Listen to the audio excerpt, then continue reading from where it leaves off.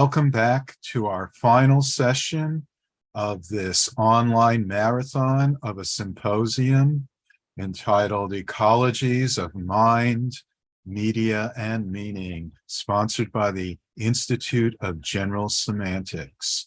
We're so glad for you stalwarts who are here with us at the very end, and especially for those of you who are here with us from the beginning or early on.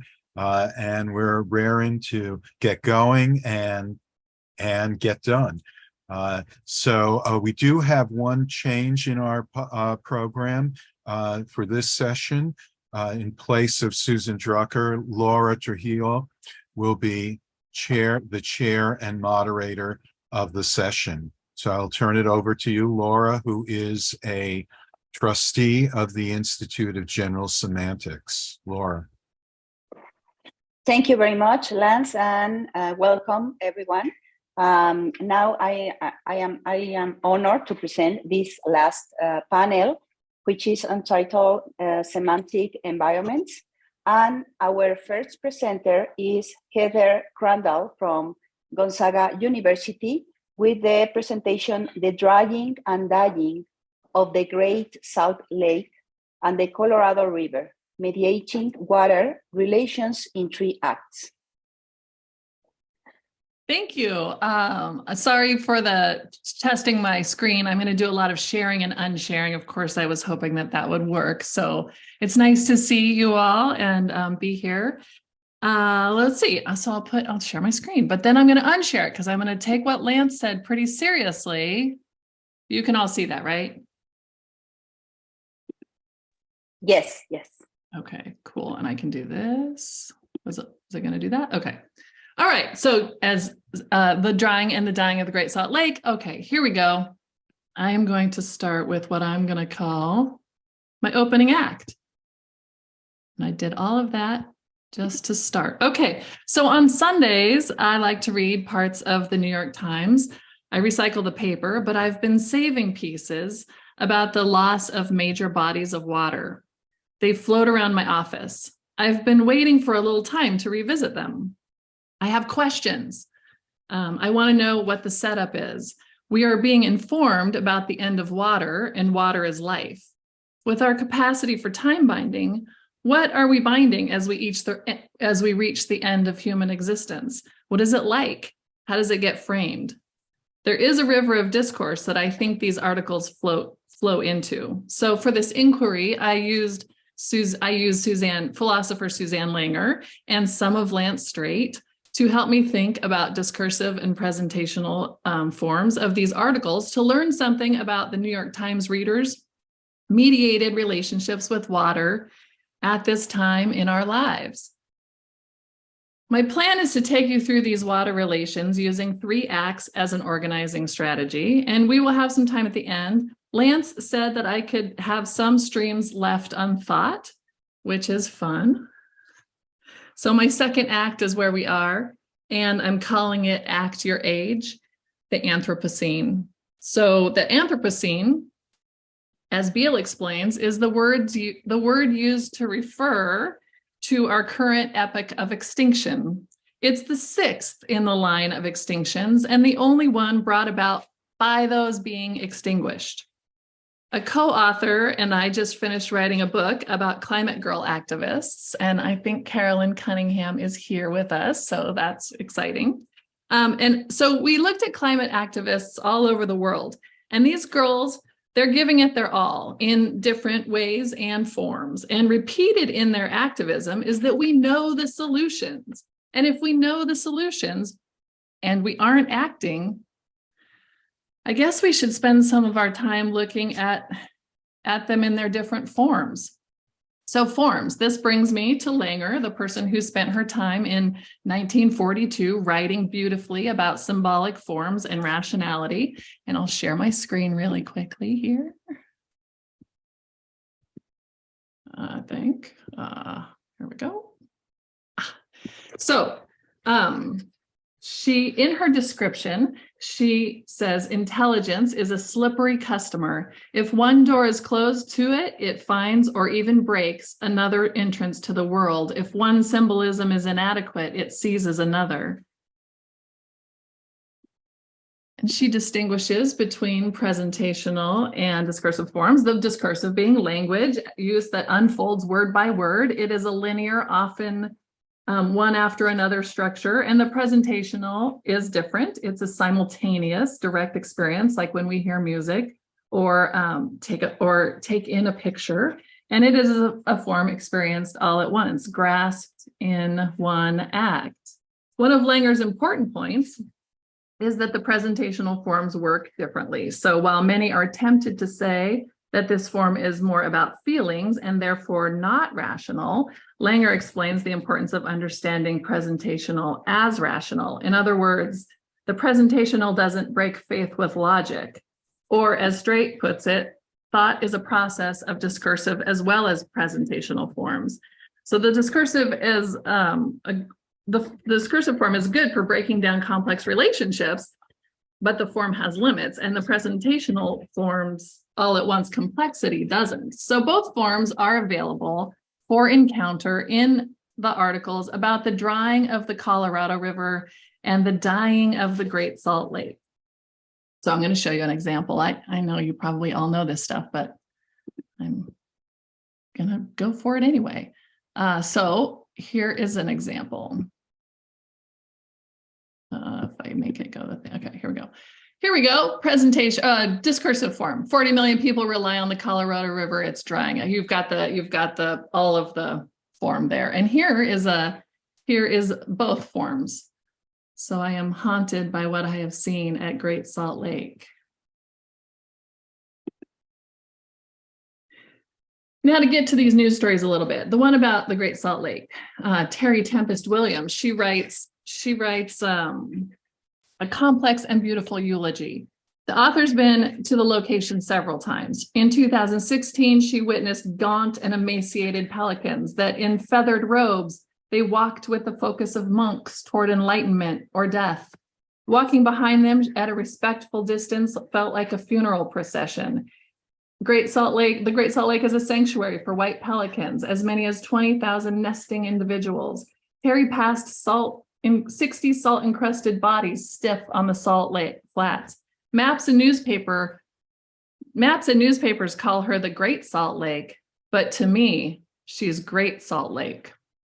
So then her story turns to faith traditions, and she ties a Mormon text in and says that the lake and its previous inhabitants, the Great Salt Lake, had a spirit before she had a body.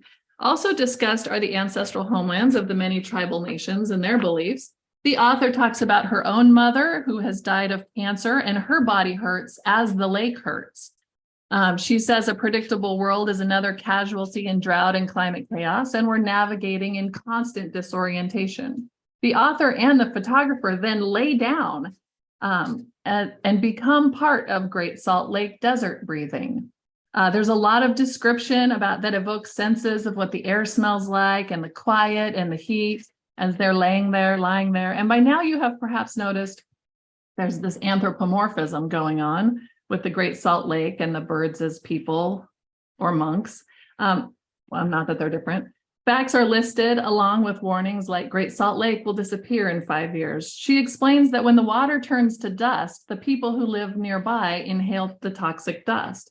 She chronicles the death foretold, including ecosystem collapse, birds and brine flies and shrimp, and the loss of industry, 1.5 billion a year in mineral extraction, 80 million brine shrimp industry, $1.4 billion ski industry. And she says, how can we be surprised at the lake's critical condition? She asks, some solutions underway are creating a tourniquet in cutting off one arm of the lake to save the other. And this in itself, she says, could be a terminal decision for a terminal lake. Great Salt Lake is in retreat. Retreat can be a conscious action, she says, a period of time called for to pray and study quietly and think carefully and regain one's composure. Great Salt Lake is in retreat. Okay, scientists tell us that what it would take to reverse the lake's decline. Then the article moves to the rights of nature as global movement granting personhood to rivers and mountains and forests. It's been granted in Ecuador. It's been, Lake Erie was granted personhood. Why not grant personhood to the Great Salt Lake? Moral leadership is needed, and Utah has it, moral authority and political sway, but it's not enough. In the end, she says, this is where I place my faith in our collective capacity to mobilize love. Mother Lake is an oracle who has brought us to the place of revelation. She is offering us a gift of prophecy if we will humble ourselves and kneel at her receding shores and listen. Now, we might have a minute to look at the presentational forms.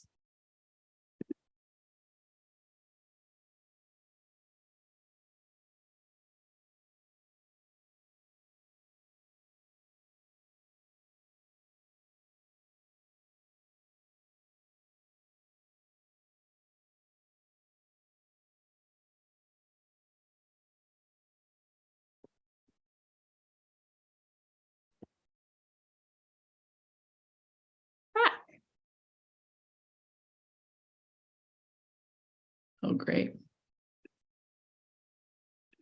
All right. So the article about the Colorado River goes like this, discursively. The author begins in describing his experience, similar to Terry. So his experience, though, is of massive machinery carving a tunnel into the nation's largest freshwater reservoir, Lake Mead. Lake Mead is infrastructure, and it was created by building Hoover Dam. It supplies fresh water to 4 states, and it was last full in 1983, which, okay, all right, I'll get to that. The tunnel is $1.4 billion drainage hole in a salvo in a simmering water war to ensure Las Vegas gets the last drop. This one relies on experts of the American West. So they have been warnings, and states have taken incremental steps. They've signed agreements, but then they've set about protecting themselves. The feds have sounded an alarm and declared the first water shortage, which does something. The water is in peril. This is the quote. In peril, another victim of the accelerated climate crisis. Climate change is killing the river, which is a very direct sentence. So tough choices are ahead of us. The Colorado River supplies 40 million, as you saw in the headline. It's used to grow food that the nation buys and eats. And of course, it generates power from Hoover and Glen Canyon dams. So there's a marketing of electricity. The climate crisis the climate crisis and development are on a collision course. So California will be in the crosshairs when negotiations start, and 10% of the water just evaporates. So the feds have discounted technological fixes like covering the water surface, or there's some loss that could be avoided if they combine the Lake Powell and Lake Mead. But it remains to be seen. People are expecting miracles, and wishful thinking does not align with the projections. And there's a dead pool where the water can't flow, so the power won't be generated anyway. There's fantastical solutions like seawater desalinization and pumping water from the Mississippi River. And the article points out that these fantastical solutions won't even work on their own. So short-term fixes and subsidies have obscured the seriousness, and the myth persists that technology can always outrun nature, and that the American West holds endless possibilities. So here are the presentational forms of that article. And it's here.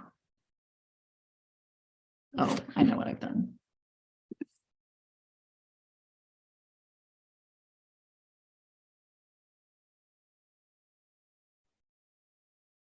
You have 1 minute, Heather, please. Thank you. Thank you.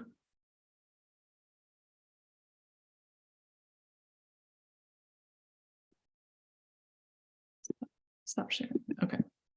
All right. So together in both forms, I think rationally about inevitability. These mediated water relations, I'm calling water going, human knowing.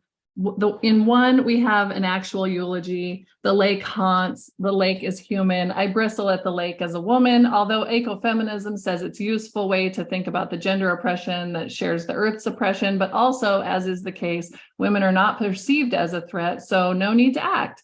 If the lake is human, what does it mean to be human?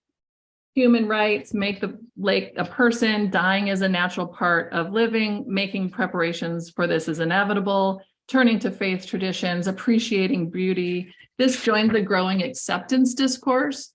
The other, and I'm just gonna go down to the bottom because of course you can ask me questions, but I want to get to the final piece here, which is I probably misapply this in writing about media ecology ethics. Lance writes, we must always pay attention to how we do things because how we do things will have much to do with what we end up doing and what we end up with and who we ultimately become. So I sit with my morning coffee and the paper and I'm by myself and I'm feeling informed through the forms in the medium we call traditional, and I am prepared to civically engage. We have the solutions. What are we doing? Is the answer blowing in the toxic wind?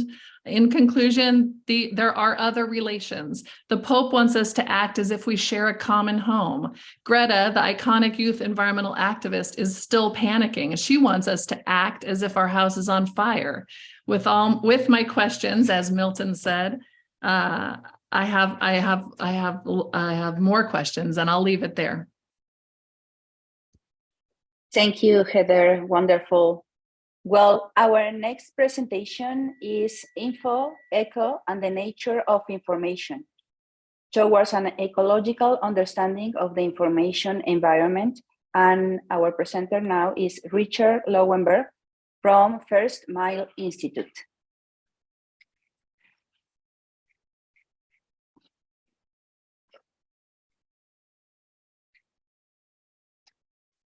We cannot hear you. You have to unmute.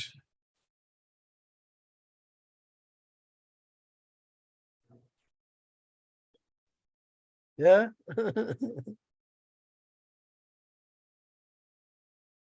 Tom, can you help him? You're unmuted now. Yes, you can talk now. We're not hearing you. It could be if you have earbuds. Do you have earbuds on? Plugged in? That sometimes stops the sound of the microphone from picking up. Okay. There we go. Yes, we can hear you. So there's a question. No, Okay. Milton.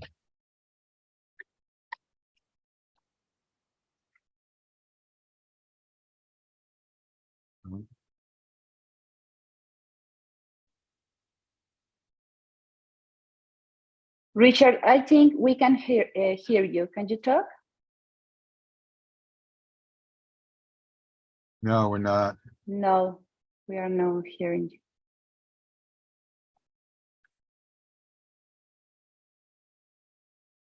Yeah. I'm on mute. No, you can hear me now? No?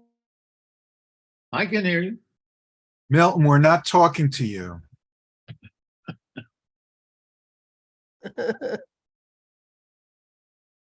I think Richard cannot present.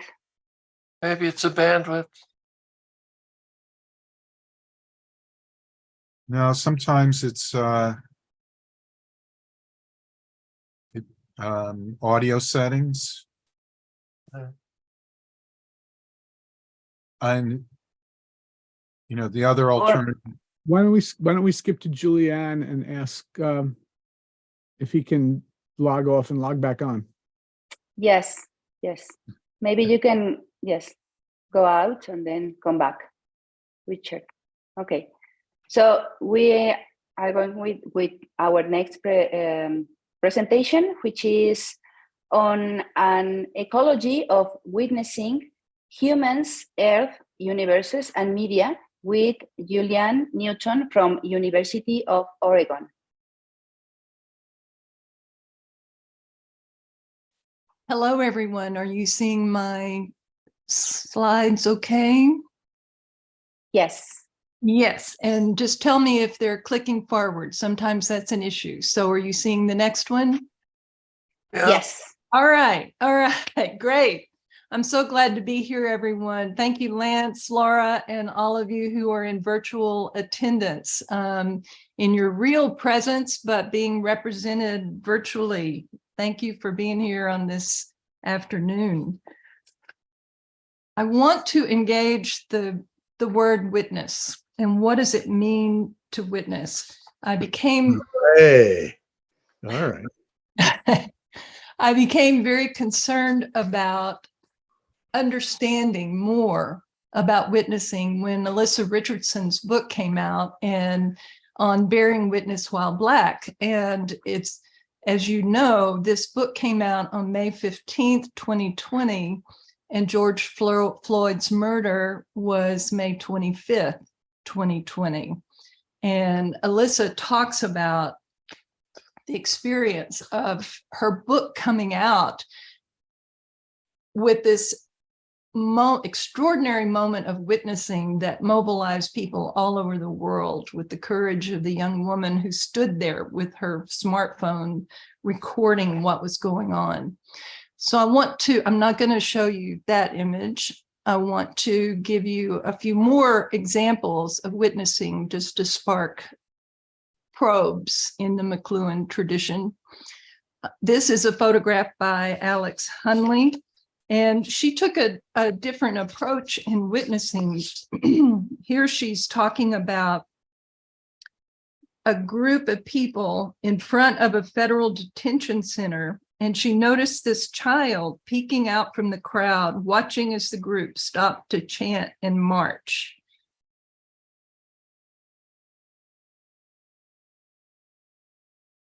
Here she's talking about people protesting in front of officers ready with their guns, with their weapons. And she talks about being devastated if one of her images had any part in the detainment, injury, or death of a protester or activist. So she's really looking with a sense of care. So I've got a few images here that might be hard to look at. If you don't want to view them, close your eyes or turn away. This is one that Reuters published from COVID. And it's interesting to me to try to figure out whether the gentleman in the bed knew this was being witnessed or not, and whether the nurse is saying go away or if she's just recognizing the photographer witnessing. And interestingly, they published this with a caption that said, serious content following, sensitive content. Here's an image from Brazil, another version of viewing and witnessing COVID. This is by Pilar Olivares, parents burying a child. But here's another view, witnessing in Brazil with a teacher who had formed a hugging mechanism with a trash bag to help engender connection. Another caution. Here are images that I'm going to show you representing Salvadoran migrant Oscar Martinez Ramirez and his nearly 2-year-old daughter. And you think about the fact that as horrible as it is to view this image, what if we didn't see it? We didn't know this happened. I mean, the whole paradox of witnessing is so important to consider. Here's how the photograph was used on the floor of Congress to argue that we needed to help more migrants and how we needed to stop them. Different ways of using the same image of witnessing. And here's a very endearing way to witness the father and child. Example 4. This is from a Peruvian photographer who looks at indigenous women and how they have been so frequently imaged in contrast to white women of dominant cultures. And here she shows women in polleras, a traditional garb used by the indigenous Bolivian women, who are also known as cholas. This photography seeks to reclaim that space and have these women in polleras be center stage muses who inspire the rupture of pre-established schema.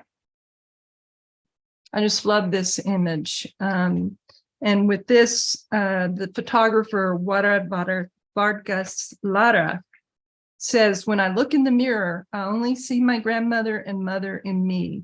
I feel proud of my roots and pride of being a Bolivian chola. Different ways of witnessing. And certainly we've got the witnessing we're doing deep into space, farther than we've ever seen from the James Webb Telescope. And this just came through from the New Yorker a couple of days ago, saying we have a way to, let's see, there we go, that we need to be able to see methane emissions on the Earth if we're going to save the Earth. Isn't that interesting that we need machines to help us save the Earth? I'll just run through these very quickly. It just makes us stop and think.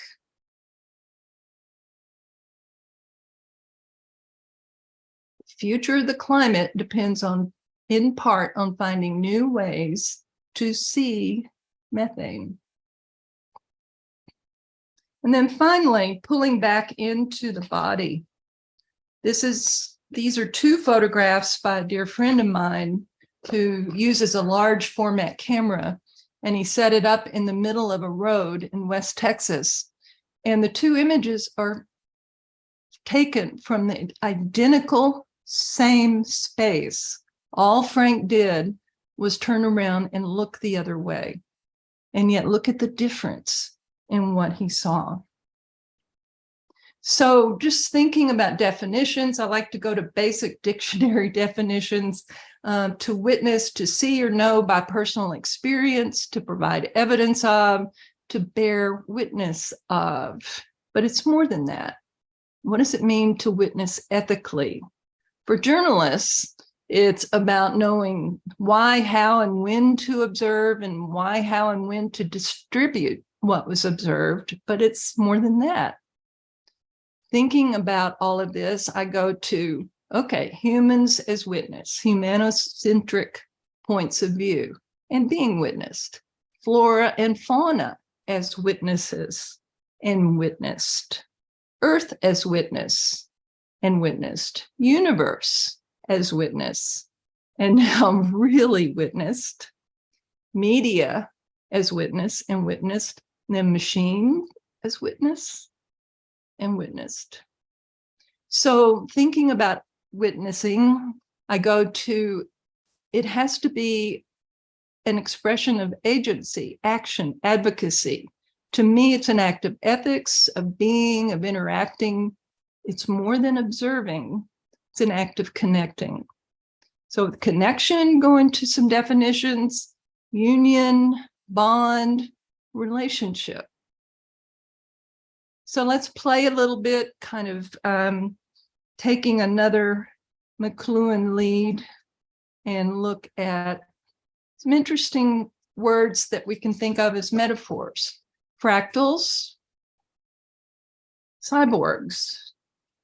And to me, we all became cyborgs as soon as we put a handprint on a cave wall, really extending ourselves. The universe, a whole system of matter and energy. Multiple universes. Ecology, relationships between organisms and environments. Environment, surroundings or conditions in or through which an entity operates. Body, media, universe. I know I'm preaching to the choir here, just calling attention to how these play, how these words and concepts play in regard to witnessing. So with this, think about right now, all of you, looking inside of your body and thinking about each little cell within your body as its own little universe and medium, making up the larger universe of your body. This screen as medium, conveying your body to all of us. The room you're in as a medium, the country you're in, your hemisphere, your planet, your solar system, and galaxy universe, and then back to the universe of the body. Just thinking about the patterns of witnessing, how we connect and how we understand our relationships with one another, whether that's with AI, humans, flora, fauna, whatever. So I'm just going to show you some quick images just to stimulate your thinking. Cybernetics, the handprints from the Cueva de las Manos in Argentina, the body.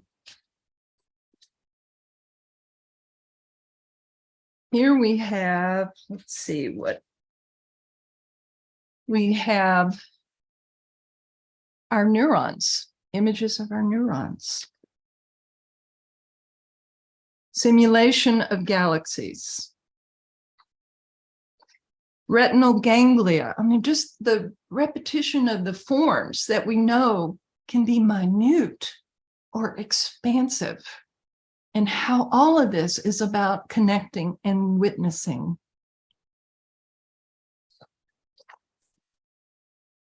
Dreamtime painting from the ancient peoples of Australia. Jackson Pollock, we know, painted in fractals, intuiting the patterns of the universe before Mandelbrot even came up with the word fractal.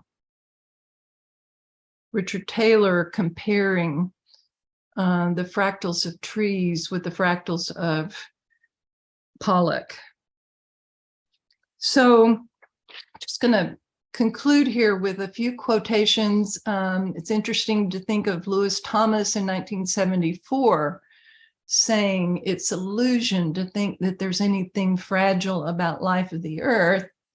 The toughest membrane imaginable in the universe, opaque to probability, impermeable to death. We might rewrite that now, considering whether we're going to kill the earth. But we are the delicate part, transient and vulnerable as cilia. Again, Jackson Pollock, he called this convergence. And this gathering today, which I'm so grateful to Lance for putting together, is this glorious coming together of all of us with people and ideas looking for emergent coherence somehow in this mess of a world that we're in right now.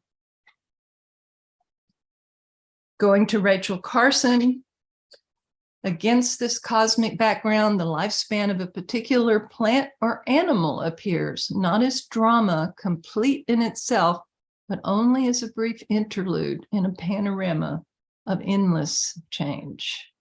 So for me, witnessing ethically is a matter of survival. It's a matter of living and knowing, of connection, of visibility and invisibility, and of life and death.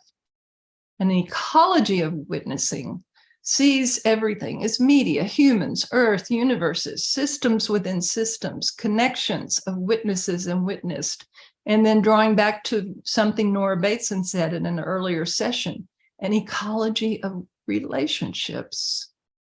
And to me, it means challenging every day what we think we know and what we think we see.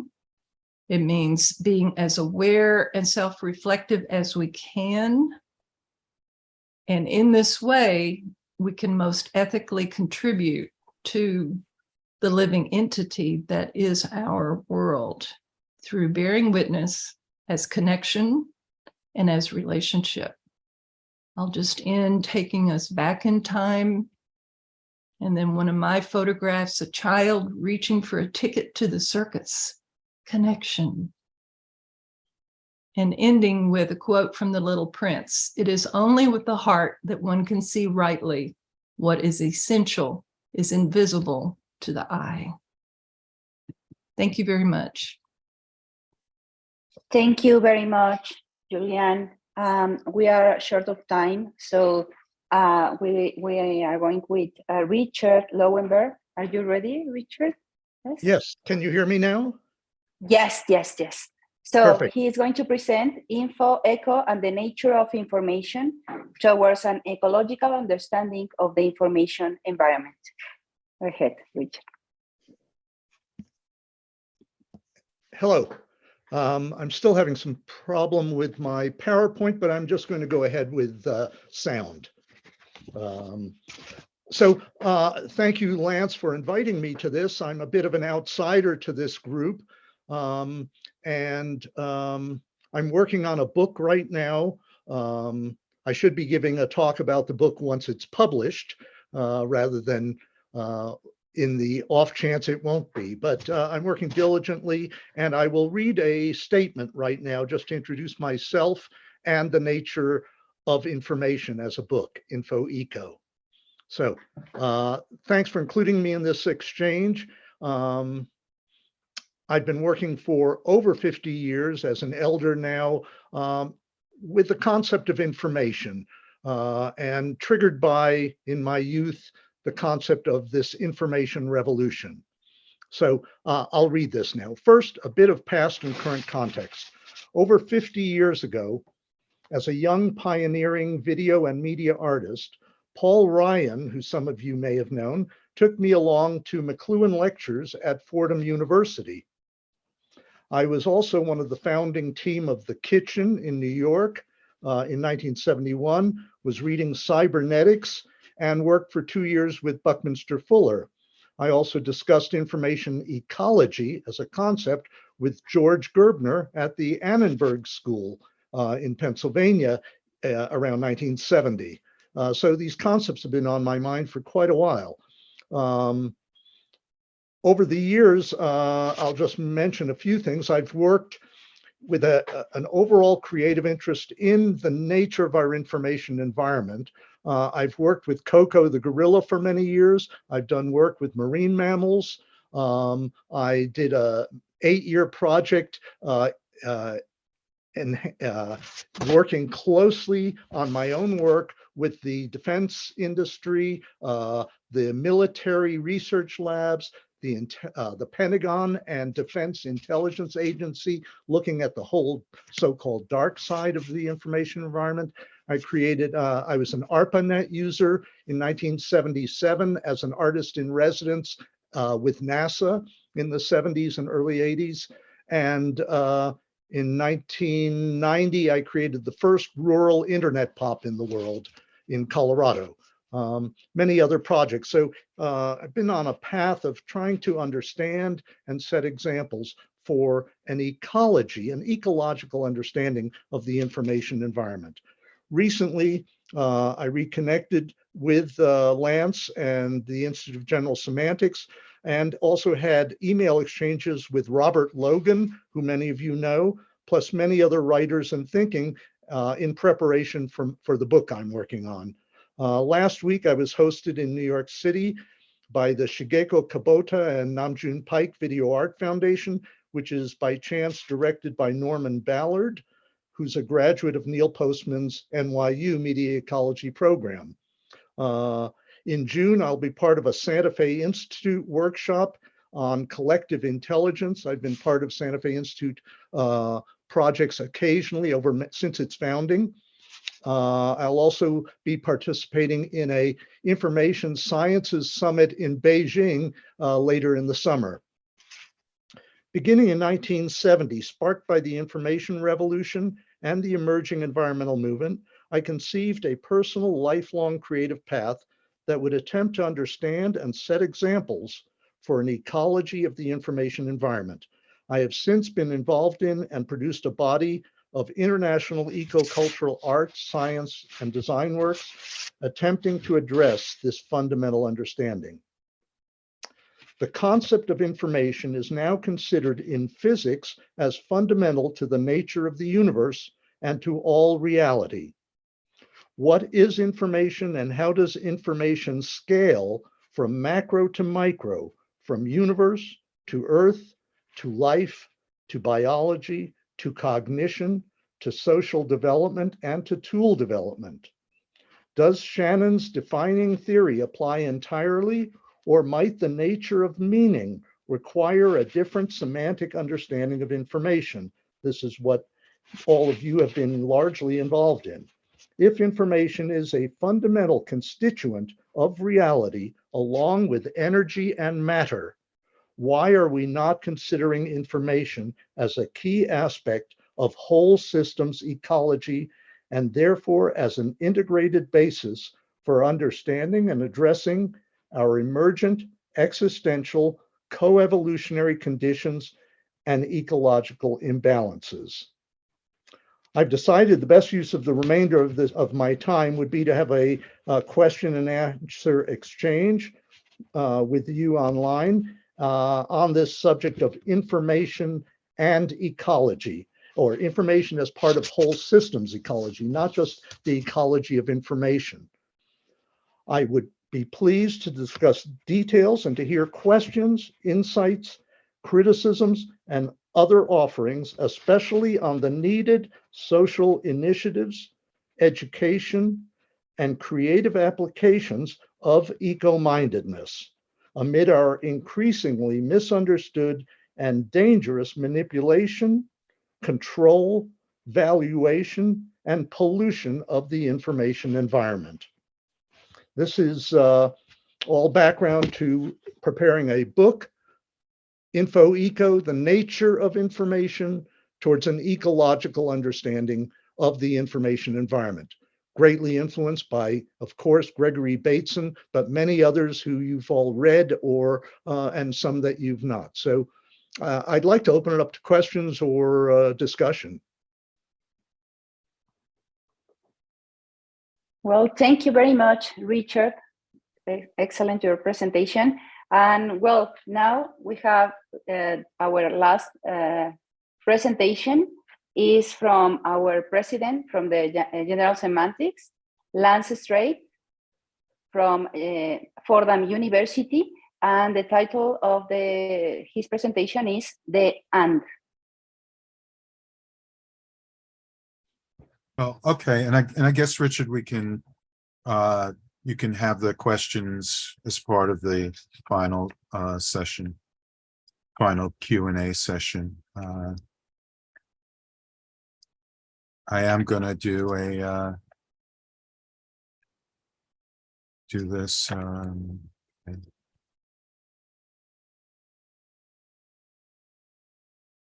It's always the part. Okay, there we go. Okay. And within the discipline of general semantics, Alfred Korzybski introduced the concept of extensional devices, which are modest techniques that can be used to remedy some of the problems generated by our use of language. The first is referred to as indexing, which takes the written form of a subscript attached to a word. For example, we can distinguish between thing one and thing two, understanding that all things not being equal, we should be cautious when exercising our ability to generalize and categorize. This can serve to remind us of the unique quality of all things, that all phenomena are one-of-a-kind events in space-time. We can say, for example, that chair one is not chair two, and in this way distinguish between two specific individual chairs, or two different kinds of chairs, or one specific chair and and the idea of chairs in general, or even two different meanings of chairs, such as chair as the head of a committee and chair as a piece of furniture.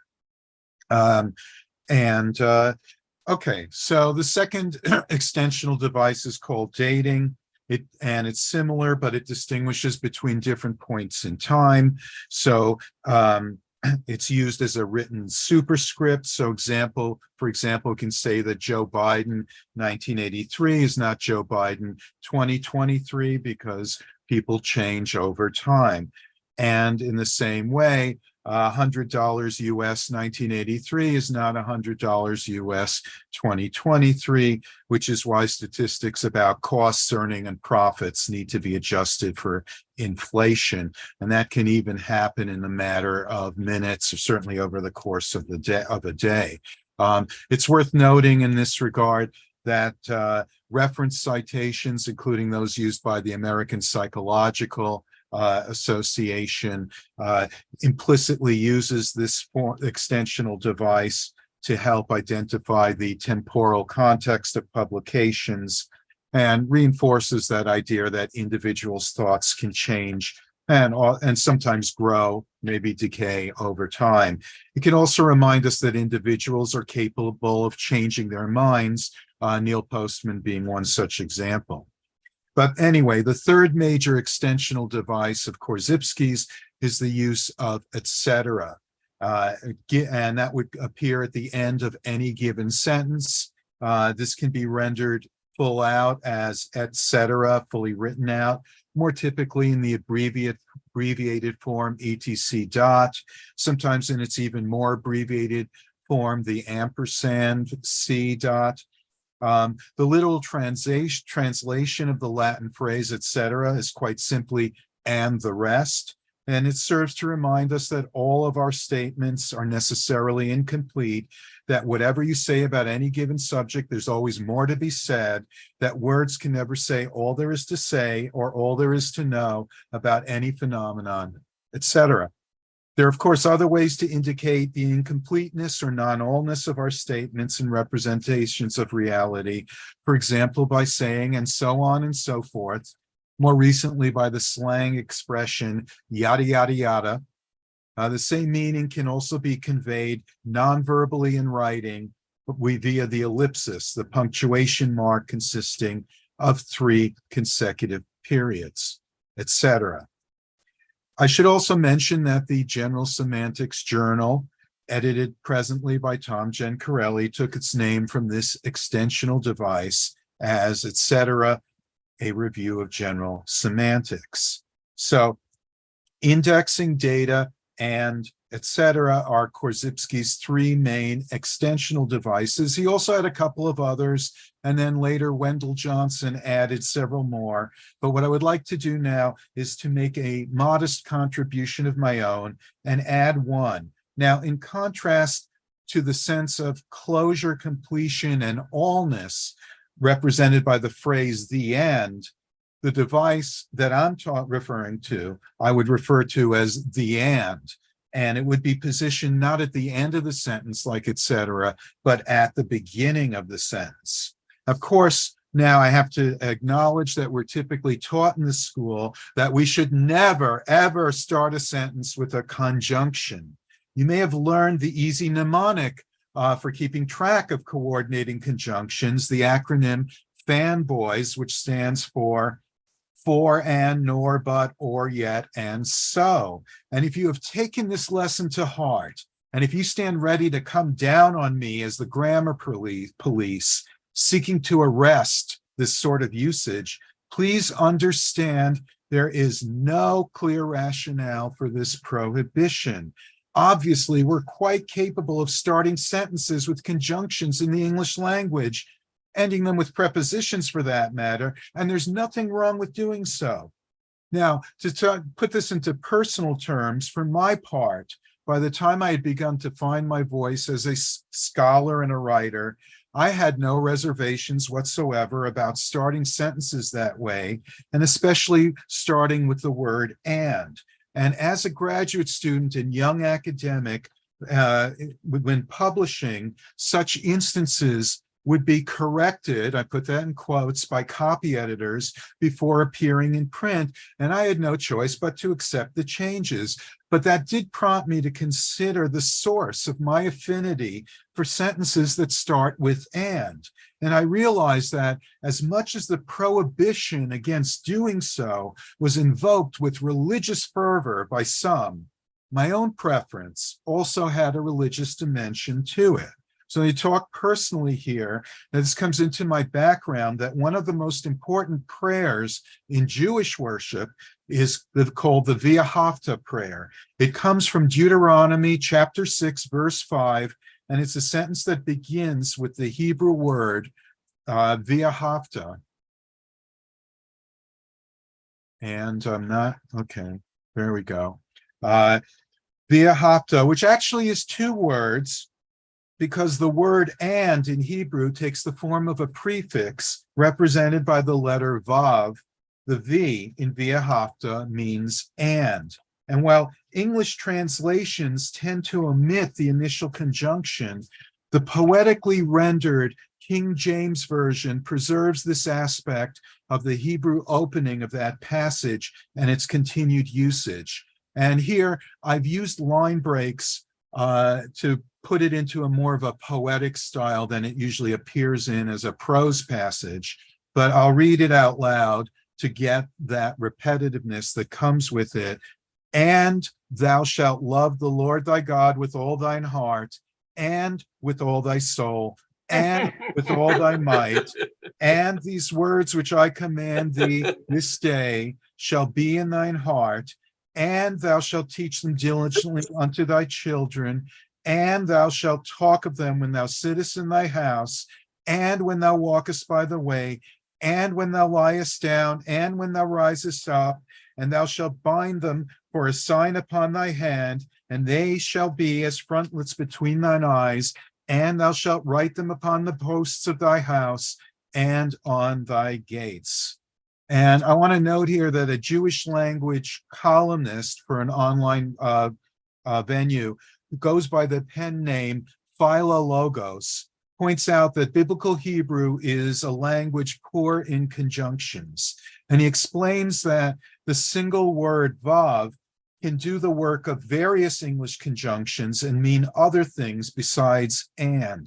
But now in this regard, I'd say that the columnist does not make a distinction between meaning and function. And what I would suggest is that while the Hebrew word for and performs multiple functions, it still conveys the primary meaning. And of course, biblical Hebrew is the product of a culture in which alphabetic literacy was very new, oral composition was still commonplace, and written texts were written exclusively meant to be read out loud and often memorized. So in regard to the repetitive structure of the Hebrew Bible, Walter Ong, in his highly influential study, Orality and Literacy, argues that it is characteristic of the psychodynamics of oral cultures, specifically that thought and expression in oral cultures tend to be additive rather than subordinative.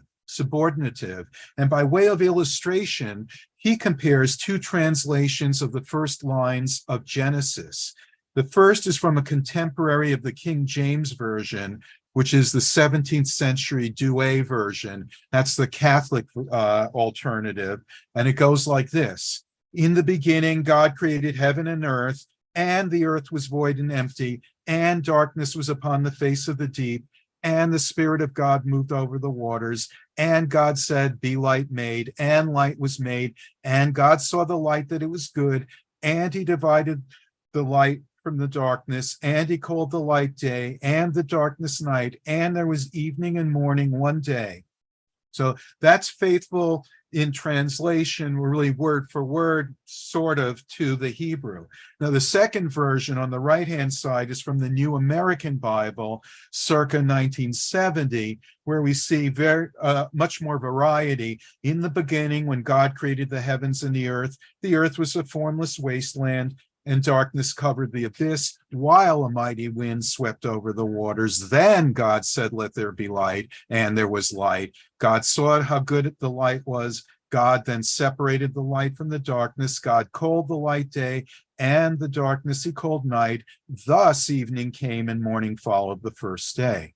So Ong notes that in place of the repeated use of and in the Douay version, which followed the original Hebrew text, and as Ong put it, produced in a culture with a still massive oral residue, the contemporary version, and he writes, renders it and, when, then, thus, or while to provide a flow of narration with the analytic reasoned subordination that characterizes writing and that appears more natural in 20th century texts. So Ong stresses the point that complex diction incorporating a series of subordinate clauses is largely a product of writing, whereas oral composition, performance, and oral tradition favor redundancy and simplicity. Moreover, oral cultures being dependent entirely on oral memory rely upon a multitude of mnemonic devices, many associated with poetry and song. And in this instance, parallel structure and alliteration is very much typical of biblical Hebrew and of Hebrew poetry. The same is true of Old English, for example, in the case of Beowulf. And that's in contrast to the use of rhyme in modern English. So the passages from Genesis and Deuteronomy use the repetition of and to form parallel structure that appeals to the ear rather than the eye, because the Torah was meant to be read out loud. But I also want to point out that in oral cultures, there's no concept, as we understand it, of a word or a sentence. All there is the idea of an utterance, which could be a single syllable or an entire song. And in ancient writing, and particularly in ancient Hebrew, there are no punctuation marks at all. So the use of the vav at the beginning marks the beginning of a line, or what we would call a sentence. But now I want to return, this is my whole point, that not beginning a sentence with a preposition, with a conjunction, is ridiculous. God says no, go ahead and do it. But anyway, returning to the point about extensional devices and what I call the and, what I want to help us to remember is that our statements, our descriptions, our explanations are always incomplete. And just as we can never truly have the last word, it's also the case that we never truly have the first word. Whatever words we use are almost entirely words that we did not invent ourselves.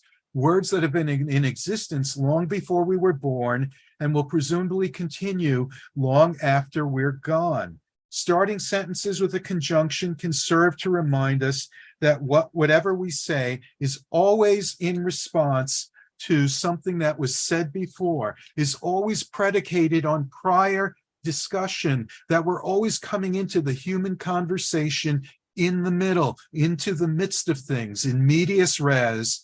It follows that there is always a context that exists prior to every utterance, a situation that is present before any message is sent or received, a relationship that is present before any message, before communication can occur, a medium out of which messages and meanings are constructed, an environment that exists before there are any agents performing acts of communication.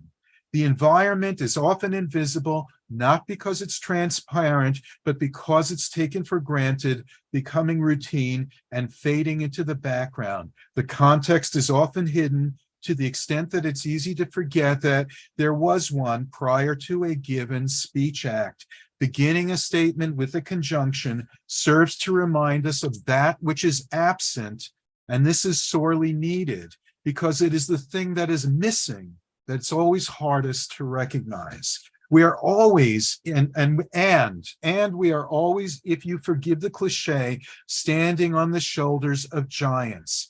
This extensional device, therefore, represents the fundamental general semantics, the fundamental foundation of general semantics, time binding, the idea that all we have and that all we are and all that we know is based on the achievements of those who have came before us, and that our job is to continue to make progress, eliminating error, improving the life chances for those who will come after us. For this reason alone, I believe that the and is a worthy addition to our list of extensional devices.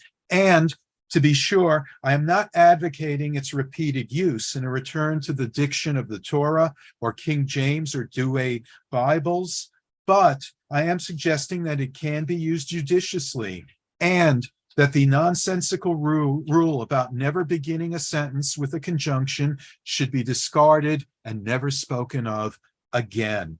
And most importantly, that we internalize the and remember that whatever we have to say is not as original as we may think, and it's always based on whatever has been said before, and that we're always coming in the middle of a conversation, and that there's always a pre-existing context, medium, environment of which we may not be aware. And the end. Bravo, Lance. Thank you very much. Wonderful presentation. And now we have a time for questions. I don't know if anyone have any question. I just want to point out that, Lance, at some point you have to read the chat, because a lot of us were having a lot of fun with and. Yes, right. Okay. Oh, sorry. I see Jesse. Just a quick. This is gorgeous, Lance, and thank you.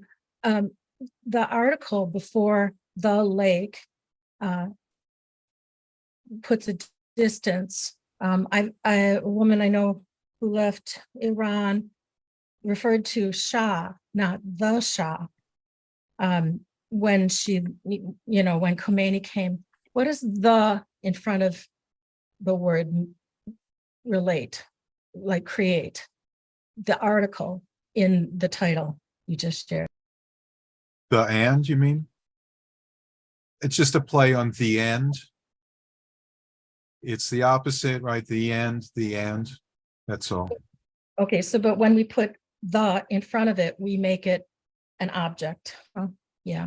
Yeah. Not so direct. Like a verb. And I'm referring to it as a device, so. Got it. Thank you. Is there any question? Yes. Eileen, yes. You are muted.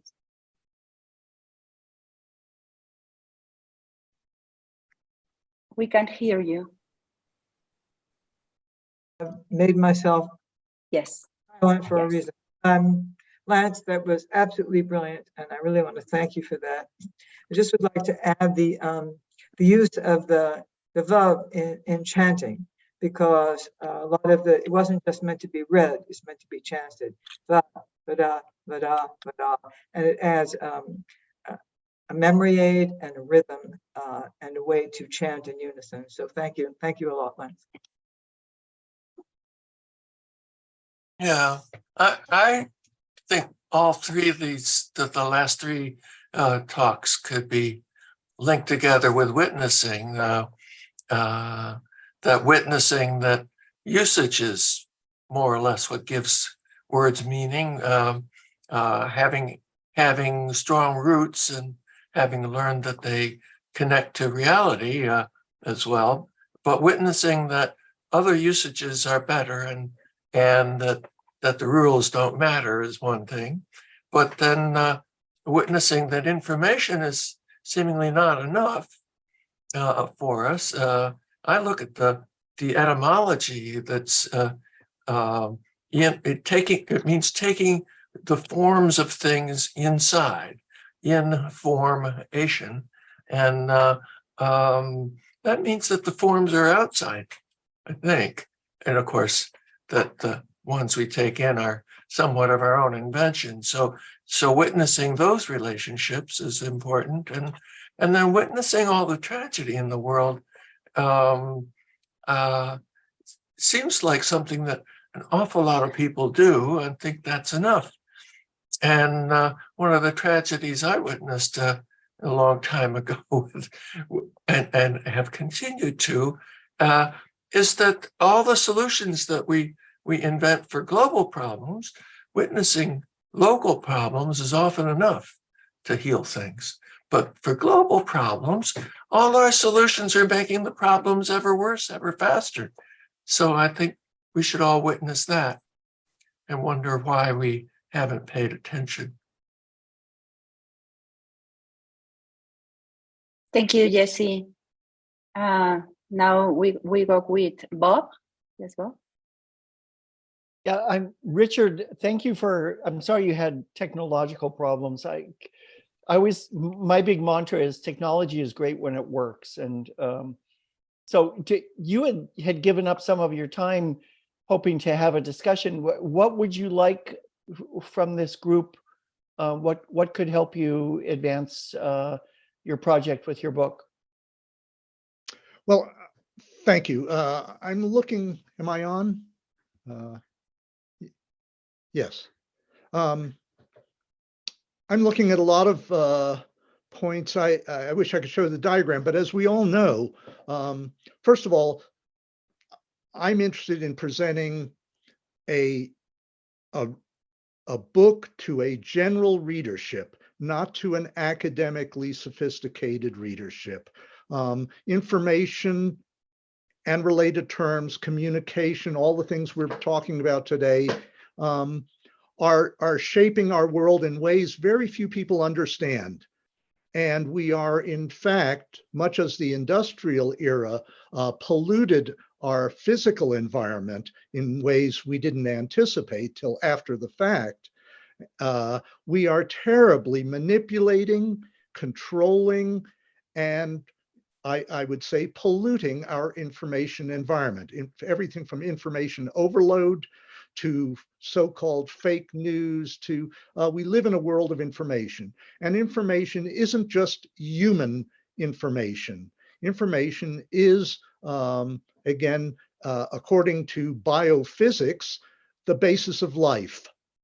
There is no life without sense and receive, sense and communicate, stimuli and response.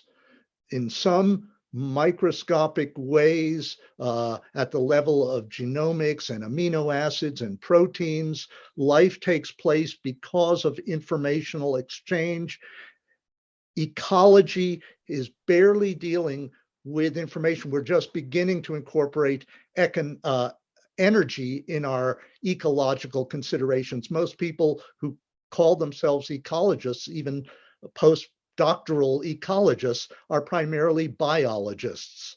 We're entering new worlds, both in physics, biophysics, neurosciences, social sciences. The course of social progress is based on communication and information. So it's a huge rabbit hole to be trying to write about. You can just, as many of you know who deal with the subject or even parts of it, most of the work that I've encountered that deals with information theory, cybernetics, general semantics, any of these areas are subsystems within a larger whole systems understanding. And I think that whole systems understanding, to the degree that it is comprehensible, it's dauntingly complex, but it is critical if we want to address the critical problems like climate.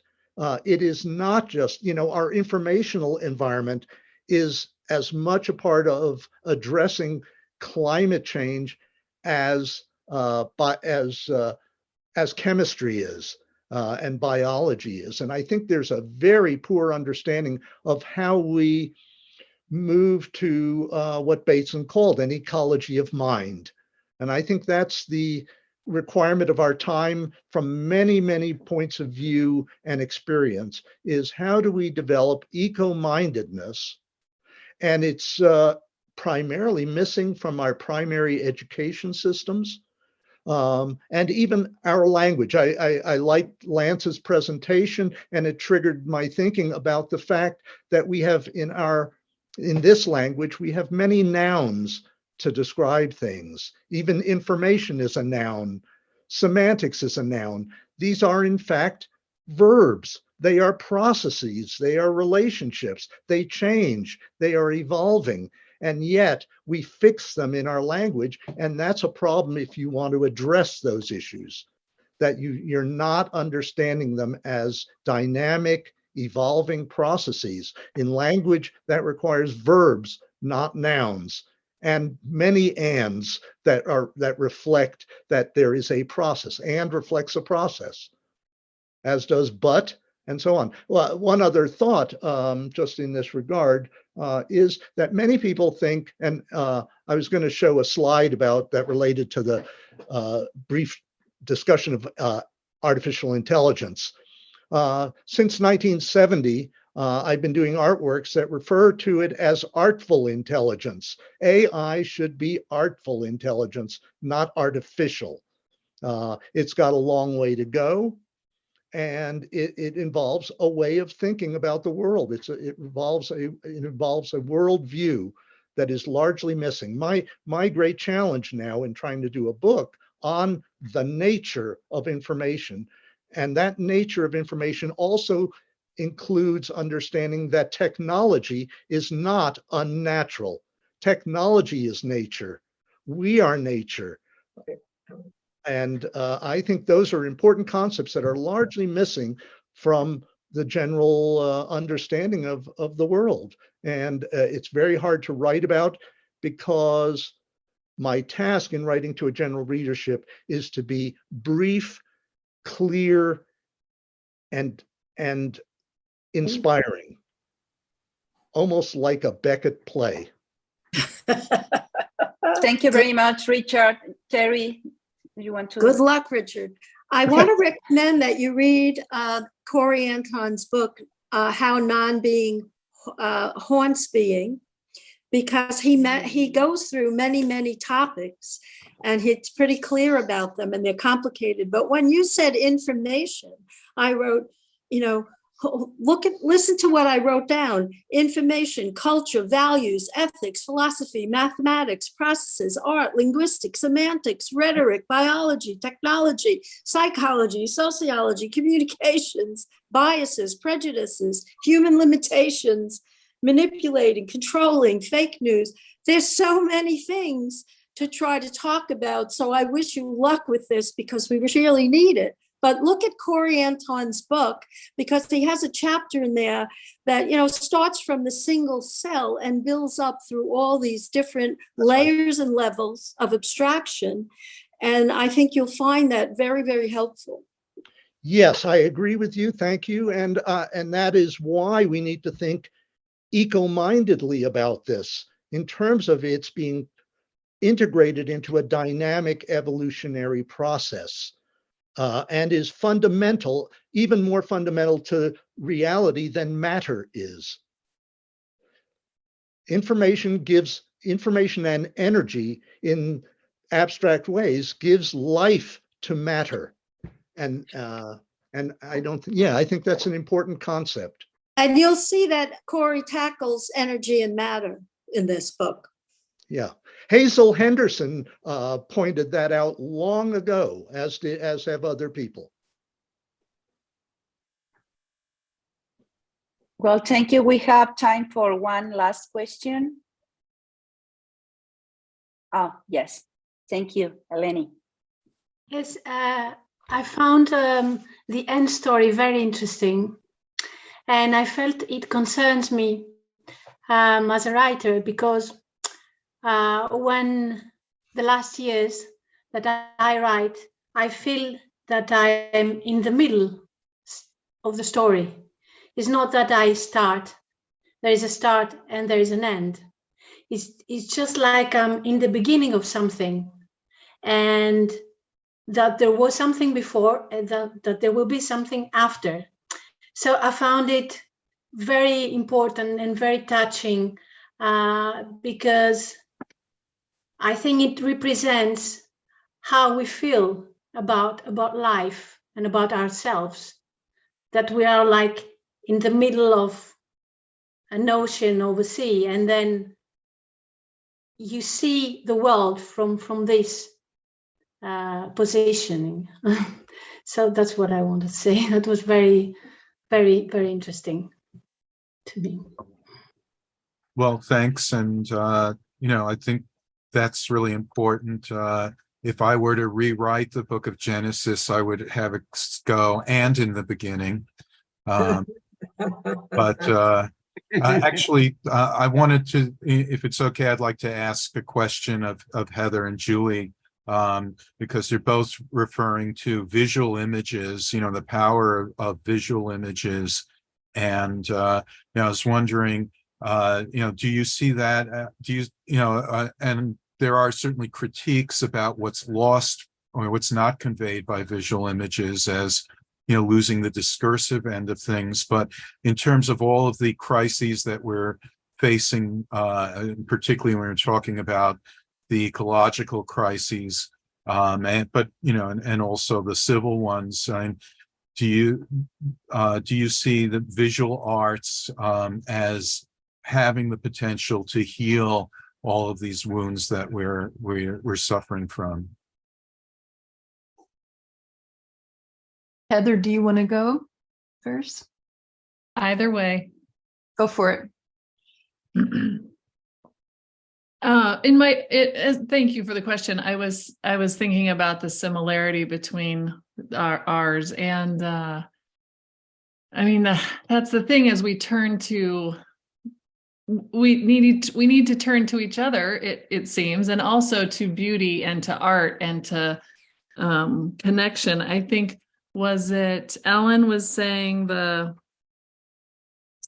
empathy is leaking out through our digital media, right? So we need to turn toward each other. And I think that the arts and the complexity, as Langer says, the complexity of the presentational form is the rationality that might get us there. And that's one thing I would say. So I think it's just such an important question, and it goes to, I was just engaging with Stephen in the chat about colonial witnessing and the harm that has done, and the idea that looking and witnessing can very much do harm. But then I come back to some basic design ideas of just looking at the frame right now, that we're all in our little frames, or however you're viewing me at the moment. Everything within the frame is included and related. Everything without the frame is excluded. And at least it gives us this moment when we can focus in, and whether it becomes harm or healing totally relies on whether the viewer is sanctifying this relationship with whatever or whoever is within that frame, or the viewer is simply exploiting. And we can't control that except within ourselves. So that's where, to me, the act of witnessing becomes this intense interpersonal moment, an intrapersonal moment of taking in what we're seeing in a sacred way, because it is, as Richard was talking about, it's the energy of the information that is being conveyed that we're engaging with. I'm having great difficulties many times on many sessions or meetings that I'm involved with, because what has not been emphasized enough, that general semantics, I've been studying it over 60, 70 years, is not just descriptive, it's also a therapeutic system.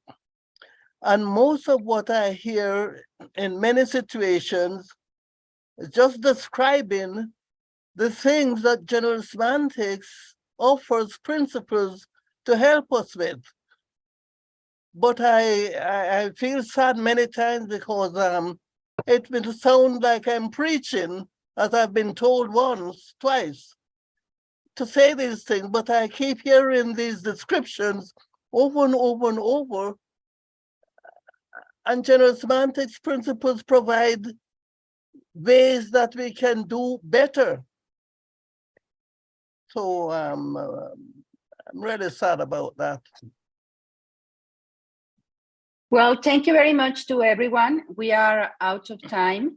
And now I give the floor to Lance Strate. Well, I didn't really plan on 15 minutes of concluding remarks. I just like to put that in there. And just to say, first of all, thank you all for being here at the end. And a very big thank you to those who were here with us at the beginning. We encourage you all to become and to remain members of the Institute of General Semantics and to participate and join with us in our future events. We'll have more online events, as I've mentioned, online lectures coming up, an online course on general semantics, and we have our in-person events, including our in-person seminar, which there's still room to sign up for that in Introduction to General Semantics for June 19th to 21st, and we'll be participating in the Media Ecology Association convention to follow June 22nd to 25th. That's all in New York, as well as our October 27th to 29th Alfred Korzybski Memorial Lecture, dinner, and our next in-person symposium. So please stay connected, join together with us. And again, thank you, everybody. It's been great. And some of us need a rest now. Thank you. Thank you. Thanks, Lance. Thanks, Thanks, you. everyone. Thank you, Thank everyone. you. Thank you Thank you very so much. much. everybody. Bye. Thank you. Good night. Thank you. Thank you very much. Thank you, everyone.